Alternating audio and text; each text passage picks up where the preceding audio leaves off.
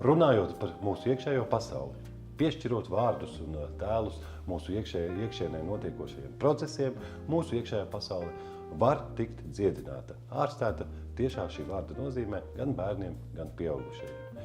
Tādu ideju šodien mēs apspriedīsim ar jums un ar metodoloģijas kraftineru autori un izgudrotāju Inu Krasmani. Tieši jau ar to nodarbojas mūsu metode. Piešķirt vārdus, nosaukt mūsu iekšējos procesus, un, ja nu gadījumā kas, arī es pats to šodien mācīšos kopā ar jums, jo mani sauc Viesturs, esmu tētis un pats kopā ar klausītājiem un skatītājiem lēnām iepazīstu kraftineru metodoloģiju. Labvakar visiem! Un kā vienmēr sākušu ar stāstu. Nesen satiku kādu meitenīti, kur ir pārstājusi runāt. Īpaši viņa nerunā tad, kad viņa iziet sociālā vidē, kad viņa iziet savā mācību iestādē, ka viņa ir kaut kur uz ielas, ka viņai kāds kaut ko jautā. Ir iestājies pilnīgs klusums. Tas notika nejauši, nesen. Viņa vienkārši pārstāja runāt. Un mammu tas dara bažīgu. Jo tūlīt jāsāk iet skolā, un skaidrs ir, ka šis jautājums kaut kādā veidā traucēs bērnam mācīties skolā. Mamma vēršās un jautā, ko darīt. Jā. Ko darīt? Un ko te darīt? Jā. Es arī to varētu jautāt, jo ja mūsu brīvās būvēšanas metode prasa stāstīšanu un runāšanu, tad meitenītei, kas nevar parunāt. Vai arī viņai tad tāda metode var palīdzēt? Un tad vispirms jau ir jautājums, kas tad noticis ir? Kaut kas taču ir noticis, ja cilvēks runāja, un pēkšņi vairs nerunā, un tad īstenībā viņš runā ar nerunāšanu. Tad tas klusums runā. Tad ko viņš runā, šis klusums? Tad daudz jautājumu, viņi nav atbildēti. Un tad, kad es šos jautājumus jautāju mammai, viņa arī nevar sākumā uz tiem atbildēt, bet pamazām runājot un šķetinot šo stāstu, izrādās, ka mamma ir smaga slimība un viņa iet vairāk kārtīgi uz operācijām. Un kad es jautāju, vai jūs runājat ar savu bērniņu par to, ar meitiņu par to, un ko viņa pārdzīvo, tad mamma atbild, viņa ir maziņa. Viņa nesaprot. Ko tad es ar viņu runāšu? Jā, izklausās loģiski. Un bieži vien tā ir kaut kas notiek, tāds kaut kas traks, es teiktu, grūts, bērni acīs traks. Un kā par to runāt? Un šis ir tā vieta, tas laukums, kur ienāk kraftineri, kur ienāk palīdzēt, piešķirt vārdiem vārdus, piešķirt procesiem vārdus, piešķirt sajūtām vārdus. Šie ir tie īstie brīži, kad kraftineru kaste ir varbūt ļoti, ļoti palīdzošs rīks. Lūk, tātad bērniņš, kurš nerunā, to mēs jau, kā jūsu speciālisti praksē, tad to arī sauc par to somatisko traucējumu? Jā. Varbūt vēl precīzāk to sauc. Tas varētu būt psiholoģisks traucējums, ja tas neskar par somatiskiem traucējumiem mēs runājam, tad, ja tas skar fiziski cilvēku. Jā. Šajā gadījumā, ja viņi vienkārši pagaidām nerunā, tas ir psiholoģiska grūtība. Psiholoģiska grūtība, ko klasiskā veidā, piemēram, arī šis ir metodoloģijas pamati klasiski, bet vecāki to risinātu pie bērnu psihoterapeitiem.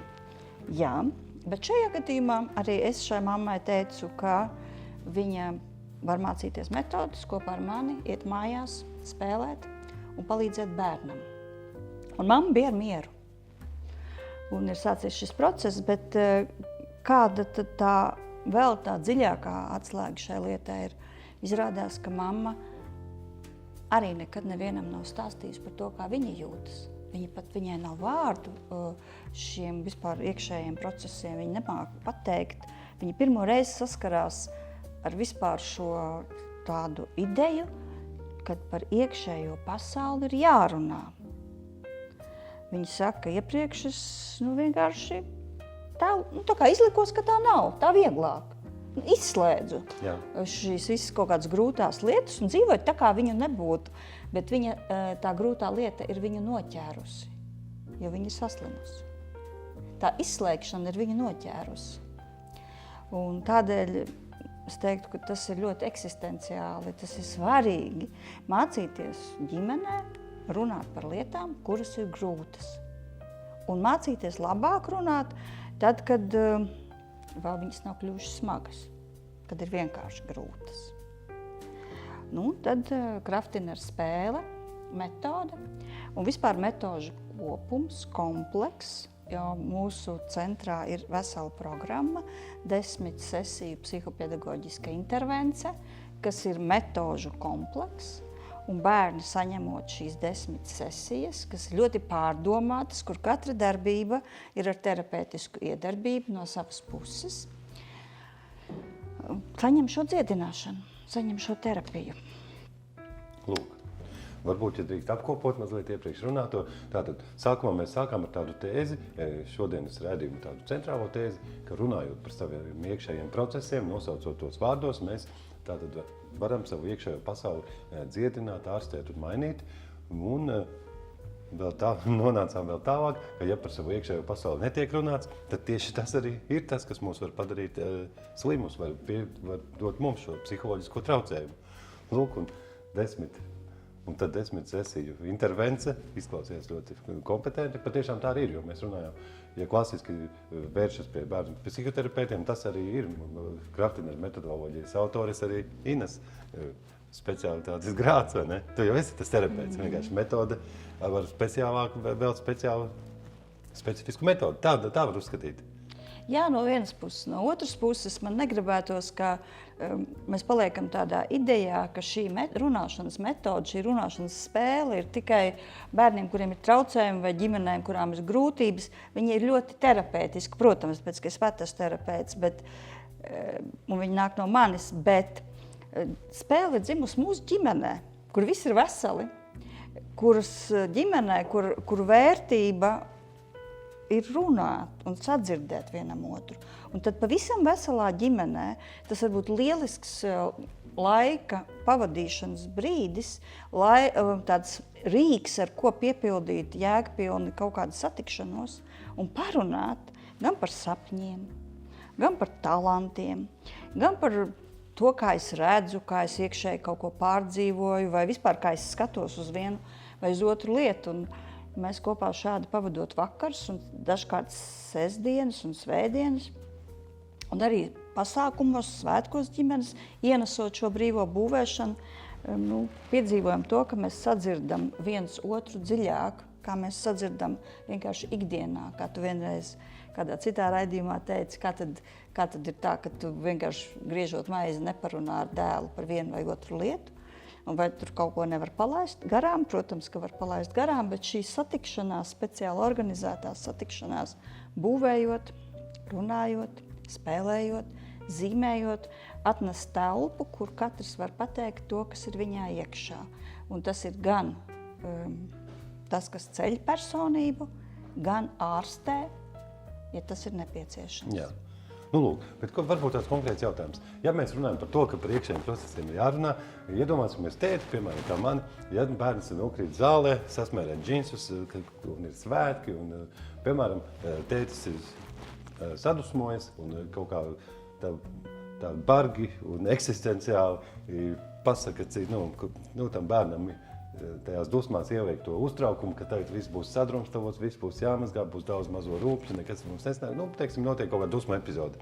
Vai to arī kā terapeiti un speciālisti domā, ka piemēram, ka šādu epizodi ir labi pārunāt dziļi, vai bērnam ir jāzina, piemēram, kā tētis jutās, kāpēc viņš tā teica, un kad viņš nevis vienkārši viņš lūdzu, varbūt atvainojas šim bērnam, bet vai bērnam ir vērtīgi zināt, ko pārdzīvoja tētis, kāpēc viņš, piemēram, par daudz sadusmojās? Nu, tas ir ļoti atkarīgs no tām ģimenes vērtībām. Ja tu gribi, lai tev ar bērnu būtu labas attiecības uz to, ar kur tu sadusmojies, lai tev ir labs kontakts, tad vienmēr labs kontakts veidojās no tā, ka mēs atklājam viens otram savu iekšējo pasauli. Tā taču ir, vai ne? Es tev jautāju. Bet tu taču draudzējies ar citiem cilvēkiem. Dažreiz, tev ir draugs, jā, dažreiz kāds, vai ne? Kas to draudzību vispār veido? No kā viņa veidojas? Kā man sieva teica, ka sievietēm esot īsta draudzība, vīriešiem ir tikai kaut kāda tāda futbola brālība. Bet gan jau, ka jūs ar to futbola brāļiem atklājat viens otram kādreiz savu sirdi. Atverat kādreiz to, kas ir jūsos iekšā. Jā. Es sapratu apmēram, ko tu gribi teikt. Jo vairāk mēs atklājam iekšējo pasauli, jo tuvāk mēs esam gan ar bērniem, gan ar draugiem. Un tas par tām džinsiem sasmērā, tas nebija par mani, es pazīstu vienkārši vienu tādu tēti, kas ļoti var uzvilkties, es par citām lietām varu uzvilkties. Un tāpat mēs varam jāiet atvainoties un skaidrot, kā tas varēja būt, ka tu par tādu sīkumu tik ļoti dusmojies. Jā, un tad, bet Viestur, tu arī kaut ko šodien uzbūvēji? Starp citu, jā, cienījamie skatītāji, man ir tas prieks, tieši būdamam šajos procesos arī dažreiz pildīt krapteni ar uzdevumus. Un man bija dots uzdevums tieši pirms rādījuma uzbūvēt savu talantu māju, arī pieaugušie tā būvē. Un tagad mēs atstājam uz šo tiešais brīdi to tālāko. Lūk, jūs noteikti tiks iemontēts šis būvējums, un kas tālāk? Pastāst par tiem saviem talantiem. Ko tu redzi savā talantu mājām? Lūk, es savā talantu mājā, ja jūs redzat, tātad es aizdomājos, neko es tur neaizdomājos, bet es pacēlu šo visu procesu augstāk tālāk virs zemes, tur, kur tie talanti var izpausties netraucēti. Un tad es sāku saprast, ka tas ir tāpēc, ka mani kādi, vai tie būtu humora veidošanas vai citi talanti, vai kaut kādas tādas filozofēšanas un gudrības talanti, viņi var notikt tad, kad viņiem var pieslēgties niansēti. Un tāpēc viņus vajag pasargāt un aiznest kaut kur tālāk, metaforiski sakot. Un tad arī, ka mans talants ir būt niansētam, es arī sevis nodomāju. Jā, un tādu vai līdzīgi varbūt daudziem tā ir bijis, tā, kad saka, uzbūvē talantu māju, kādu talantu, man pirmā doma, ka man ir tikai tie talanti, ko tā kā publiski, kurus es tā kā zinu, kādu man citi, vai tu man jauni pēkšņi parādīsies, vai kā. Es to jauno talantu izdomāju, ka tā ir tāds, piemēram, ka spēja pievērsties kaut kādas lietas smalkām niansēm, piemēram. Man tā vismaz pašam gribētu domāt. Redzi, tā ir šīs brīvās būvēšanas tāda gan sarunāšanās, gan dziedināšanas atslēga, ka tad, kad tu būvē, tu kaut kur atslēdzās tos prātus, tu vienkārši ļauj rokām kaut ko darīt un piedzimst pilnīgi kāds jauns simbols, kuru tu iepriekš nekādi nebūtu varējis izdomāt. Un tieši tāpēc šie materiāli ir tādi ļoti vienkārši, bez nekādām tādām, tur nav rotaļlietas lācīši, kaķīši, tie vienkārši koka gabaliņi, no kuriem tu radi savus simbolus. Viņš piedzimst, un tas simbols tev sāk stāstīt tev pašam par sevi. Un tu sāc no citas perspektīvas ieraudzīt sevi dziļāk un piešķirt tam vārdu un izteikt, un tad citi tevi dzird, un tu saki, un tā ir viena no ļoti būtiskām dziedināšanas atslēgām. Jā, bet kā tev liekas, es kā pieaugušais, piemēram, vai nesnāk, es pats piedomāju kaut ko to kā manī nemaz nav, vai, teiksim, ka es varbūt spēlēju līdzi, un man palieku pārāk tēlēns, vai, tam līdzīgi. Zini, mēs jau neko nevaram piedomāt, neko citu, kā tas, kas mūsos iekšā ir. Vai es kādreiz saku vecākiem, kuri saka par bērniem, kā es no tās zīmēm, vai man kādreiz atnāk kā pie psihologa, ja, bērnu vecāki saka, pasaki, ko nozīmē šitas, ka tas bērns to krāsu zīmē, vai ka viņš zīmē tādu un tādu figūru. To jau, katra līnija, ko tas bērniņš velk, tas ir nospiedums no viņa iekšējās pasaules. Un ja mēs esam atvērti, es tās saucu par vēstulēm, kuras bērni mums atnes. Ja mēs esam atvērti tām vēstulēm, kuras viņi mums nes, tas ir savi zīmējumus, ko viņi mums nes, tad viņi arvien vairāk atklāja mums no savas iekšējās pasaules. Un tad mēs varam redzēt gan to, ka zobi tulītās mainīsies, to, ka pēc vēders kādam sāp, to, ka pēc galva kādam sāp, tad to var jau sākt redzēt tajos zīmējumos, un lēnām bērni paši to arī pastāst. Un ja tu saki, kā es to pats izdomāju, tad es teiktu, tu neko nevar izdomāt. Tādu, kas ir ārpus tevis. Tu vari tikai piešķirt vārdus tam, kas ir jau tevī. Kā var tiešām redzēt šajās vēstulēs bērnu zīmējumos, ka zobi mainīsies? Jā. Es pareizi dzirdēju? Jā. Ja Ko tas bērni nozīmē? zīmē noteiktas figūras, tas ir arī pētījumos apstiprināts, ka bērni tajā vecumā viņi zīmē šos, es redzēju to savā praksē, viņi visi viens pēc otru zīmēja, vēl nekāds nebija nojausmas, ka viņi līdz kritīs tie zobiņi, ja? Bet viņi zīmēja zobu formas un visi pilni zīmējumi kļuva ar zobu zīmējumus, mēs tā to saucam, zobu zīmējumi ir sākušies. Un tādā veidā, tas tikai parāda to, ka mēs, katra līnija ir nospiedums no mūsu iekšējās pasaules. Tāpēc, lai mēs viņu nepazaudējam. Cilvēks, kas ir kontaktā ar savu intuīciju, ar savu iekšējo gudrību, ar savu sirds gudrību, viņš būs vesels cilvēks. Un viņam būs sava iekšējā filozofija. Un tā ir otra lieta. Pasaki to vēlreiz. Tas izklausās ļoti, ļoti vērtīgi. Tātad cilvēks, kurš ir kontaktā ar sevi, ar savu Iekšējo pasauli, ar savu intuīciju, ir vesels cilvēks. Un tā ir otrā līnija, kas ir tā dziedinošā, ja, mūsu metodē, mūsu spēlē. Tā ir būvējot, stāstot vai zīmējot un stāstot. Cilvēks būvē savu iekšējo filozofiju, savu personisko unikālo skatienu uz dzīvi, uz dzīves parādībām, uz procesiem. Un šī iekšējā filozofija dziedina. Tas arī sasaucās ar eksistenciālo psiholoģiju, kur vispār psiholoģijas un psihoterapijas pamatā ir filozofija. Un caur šo filozofiju, filozofi ir palīdzējuši, terapeitam, satiekoties ar klientu, atklāt viņa vienreizējo unikālo šo filozofiju, pieeju, kas cilvēku atkal dara veselu. Tātad filozofija cilvēku dara veselu. Cilvēku paša iekšējā filozofija dara viņu veselu. Jā.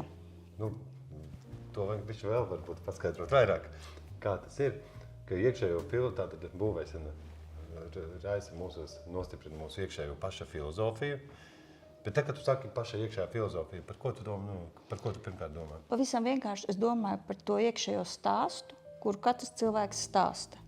Pieņemsim, tu skaties uz mani, tev ir kaut kāds skatiens, ar kādu tu skaties uz mani, ar kā tu vispār skaties uz cilvēku. Tev ir sava iekšējā filozofija, kā tu skaties uz cilvēku.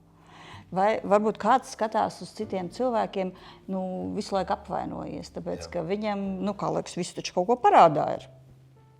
Visiem kaut kas man jādara priekš manis ir, un noteikti kāds kaut ko nedara, un tad es skatos ar tādu filozofiju, tad tā būs tāda ievainota cilvēka filozofija, bet es varu skatīties arī uz cilvēkiem ar tādu iekšējo filozofiju un ar tādu skatienu, ka es dodu brīvību, ļauju cilvēkiem izvēlēties, es pieņemu, es izvēlos pati pieņemt, mīlēt, piedot, atlaist, un tā arī filozofija.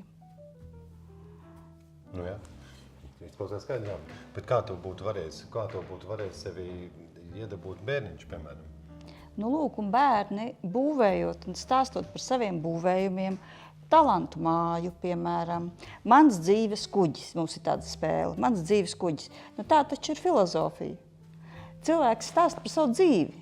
Uz kurien kuģis iet, bērni stāst, kas tajā kuģī ir iekšā, kādas bagātības, ko es darīšu, ka man uzbruks pirāti. Tas ir bērnišķīgā valodā pārvērsta filozofija. Viņš stāstot par savu kuģi, patiesībā būvē ļoti nopietni savu iekšējo filozofiju un skatījienu uz lietām. Kā tu aizstāvēsies pret pirātiem? Un tev būs katrs bērns pateiks savādāku atbildi, kā viņš aizstāvēs savu kuģi pret pirātiem. Un tā jau šeit ir tā filozofija, un tajā brīdī, kad cilvēks stāsta savu viedokli par šo tēmu, mēs varam arī sākt par to mazliet diskutēt, runāt un palīdzēt bērnam uzcelt tādu filozofiju, kas ir veselīga, vesela cilvēka filozofija. Tātad spēlējot, stāstot šos stāstus, cilvēks veido savu iekšējo filozofiju, mēs varam palīdzēt viņam veidot viņu veselīgāku, veselāku, un tā formējās vesels cilvēks. Un tā tad, attīstot iekšējo filozofiju, viņš kļūst veselāks. Tāpēc arī metodoloģija var palīdzēt, tāpēc arī tas ārstē. Un nezinu, vai tas gadījums ir vēl risinās, bet, piemēram, Kāds būs scenārijs tajai meitenītei, kas nerunā? Kādu mēs varētu tā paprognozēt?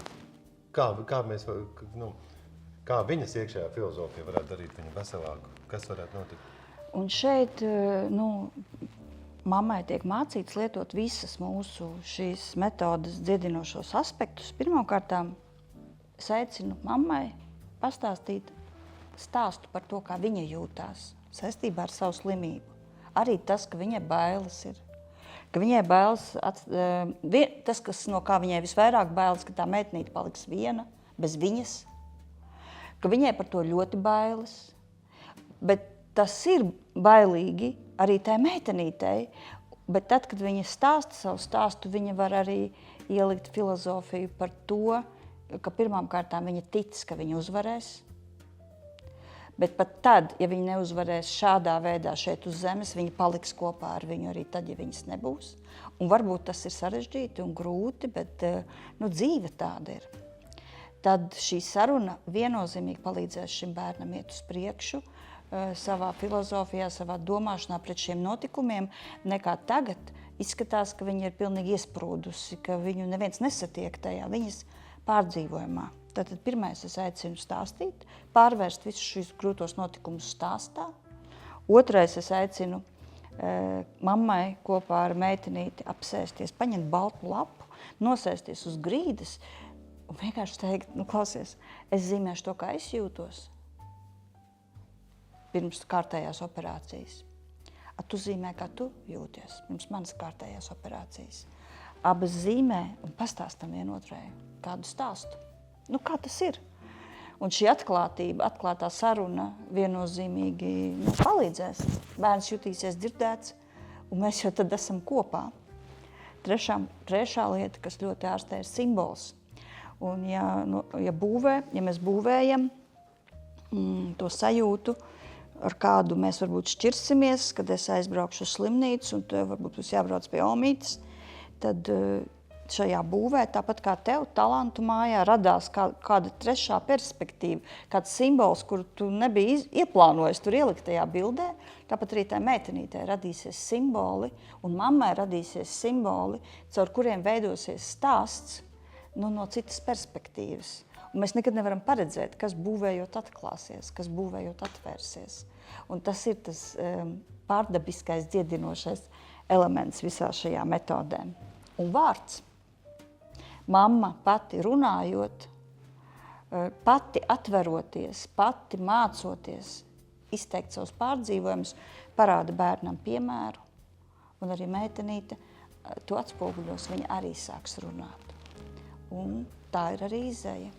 Varbūt vienīgi tādu nošķīrumu varētu ātri tu minēt, esmu dzirdējis, ka pieaugušas ir jautājumi, kurus nemaz nedrīkstot uzkraut bērniņam, piemēram, kur ir pārāk smagi vai pieaugušajiem ir pašam nesaprotami un nedrīkst bērnu padarīt par šo terapeitu vai kam tam līdzīgi? Līdzīgi daudzi vecāki saka, bet es parasti atbildu vecākiem, kāpēc tu esi iedomājies, ka tam bērnam nav smagums. Tu brauc uz operāciju, tu atstāji bērnu uz kaut kādu laiku, tu nezini pats, kāds būs rezultāts, kā cilvēks, un bērnam nav smagums. Tas ir kaut kā tas ir tā loģiski. Bērns tāpat pārdzīvo šo smagumu, bērnam tāpat ir šie jautājumi. Jebkāda vecuma, pat mamma sarunājas saviem bērniņiem, pat puncī, kad bērns ir. Tāpat bērni jūt, viņi varbūt nav tik racionāli, nevar to noformulēt, bet šeit varbūt ir cita atbilde par to uzkrāmēšanu, savu smago emociju. Vienmēr, kad tu stāsti kādu stāstu saviem bērniem par savu dzīvi, vai šajā gadījumā par šādām grūtām emocijām, ir svarīgi tomēr tajā stāstā izvest ārā no tās, rādīt ceļu ārā no šīs sajūtas. Ja tu stāsti par bailēm, tad tu stāsti arī par to, kā tās bailes var tikt uzvarētas tajā stāstā. Vai šajā gadījumā, ja mēs stāstam par to, ka mums bailes ir satikties ar nāvi, kas ir reāla ģimenes tāda realitāte, tad mēs runājam par to, ka ir kaut kas stiprāks par nāvi. un varbūt šobrīd šeit ir grūti par to runāt, jo vidusmēra cilvēkam, kas iet pa ielu, viņš nedomā tādās kategorijās. Bet tad, kad cilvēks satiekās ar šo nāves iespējamību un ar to, ka mēs varam viens otru pazaudēt, tad varbūt ir vērts par to runāt, kas ir stiprāks par nāvi, pat tad, ja viņa būs. Un šeit atkal iekšējā filozofija, jo katram noteikti ir sava atbilde uz šo jautājumu, kas uzvar nāvi. Nu, mīļie klausītāji, paši vainīgi ieslēdzāt mūsu raidījumu un nonācām arī pie smagām tēmām, pat pie nāves tēmas. Un rādam arī piemēru tātad citiem, ka jābūt drosmīgiem, izteikt iekšējo pasauli, jebkuros gadījumos. Un cik, jā. Kas vēl mums šodien tāds ir? Nu ko, ejam uz meditāciju atkal, jā, un es šeit gribētu pirms meditācijas vēl varbūt pēdējo lietu, kas ir dziedinoša šajā visā pieejā metodē. Tas ir cilvēks pats, viņa iekšējā pasaule. Tas nozīmē tā, ja es eju pie bērniem, ja es eju uz savām nodarbībām, tad es vispirms sakārtoju sevi. Lai tas mans iekšējais trauks vai tas ūdens manī ir tīrs ūdens. Un tas ir ļoti svarīgi, lai tas darbs, ko tu dari, ir efektīvs, lai tev izdodās, lai tas tavs ūdens palīdz varbūt atvesļoties arī tiem citiem ūdeņiem, kurus tu esi saticis. Un tāpēc ir šīs meditācijas. Nevis tāpēc, ka vienkārši mēs gribam jūs, vienkārši ievest kaut kur, bet šīs meditācijas tev ir piemērs tam, kā tu vari sakārtot sevi, pirms tu ej spēlēt ar bērniem, pirms tu ej runāt ar bērniem, pirms tu ej iesāc jebkādus procesus kopā ar savu ģimeni, vai arī, ja tu esi pedagogs vai psihologs, tad ar citiem cilvēkiem. Tāpēc šīs meditācijas, nu ko, un laiks atkal sev. Un tāpat kā vienmēr, atkal atrodi sev savu vietu, kur tev ērti būtu apsēsties vai atgulties. Bet ja tev šādas vietas šobrīd nav, vai tu to nav iespējams to atrast, tad tu vari aizvest sevi uz savu vietu savā iztēlē. Iztēle ir ļoti, ļoti spēcīgs cilvēkam dziedinošs rīks iedots. Un savā iztēlē tu var nokļūt jebkur. Un šodien, esot šeit un tagad, tu vari aizvest savā iztēlē sevi okeāna malā, meža vidū, ezera krastā, vai ar laiviņu aizpeldēt ezera vidū. Tur, kur tev patiktos. Tur, kur tu jūti, ka priekš tevis apstājas laiks, un tu vari dziļi satikt sevi. Bērniem es saku, tu savā sapnītī sevi var aizvest jebkur.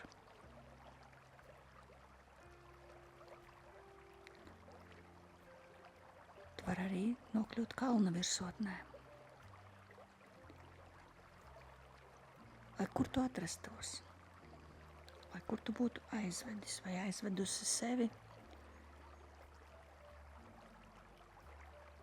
paskaties uz savu nodzīvoto dienu no augstākas perspektīvas. Ja tu esi kalna virsotnē, tad paskaties tā kā tur tālumā ir tava nodzīvotā diena. Ja tu esi ezera krastā vai okeāna malā, tad arī paskaties uz to dienu, savu nodzīvoto. Tā it kā tā būtu tavā priekšā. Un arī šādi iztēlē mēs varam mainīt perspektīvi un paskatīties uz to, ko esam piedzīvojuši no citas skatu punkta. Paskaties uz sevi no rīta, piecēlies, sajūti sevi, ar kādām domām tu piecēlies. Paklausies vārdus, kurus tu teici, un sajūti arī tos vārdus, kurus tu nepateici. Kaut arī būtu gribējusi vai gribējis pateikt. Un tā stundu pa stundai izēja kopā ar sevi caur savai dienai. Paskaties no malas, ko šis cilvēks, kas esi tu pats vai pati, juta,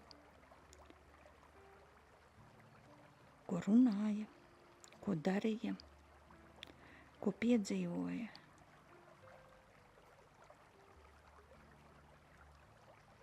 Un šādi skatoties no malas, tu vari no citas perspektīvas paskatīties uz savu dzīvi un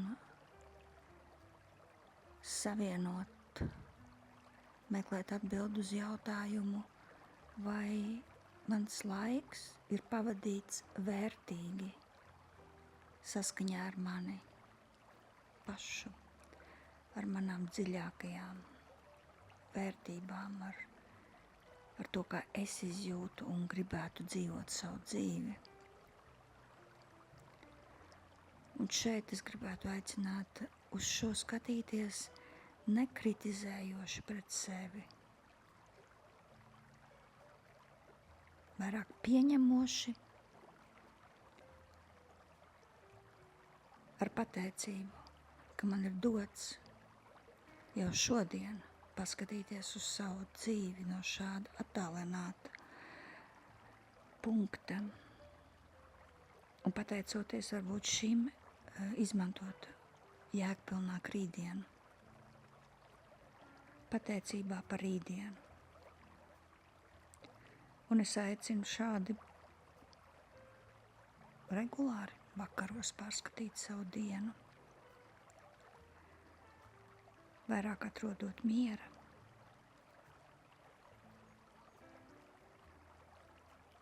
vairāk atrodot dzīvības un pieņemot lēmumus. Rītdienā iet jau mazlietiņi savādāk. Un tā mēs mainamies dienu no dienas un nekam nav vairāk jēgas kā šim iekšējās transformācijas un pārmaiņu ceļam.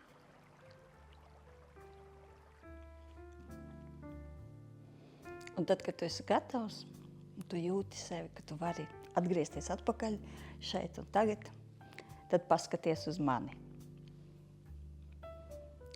Nu ko, tāds ceļojums šodien.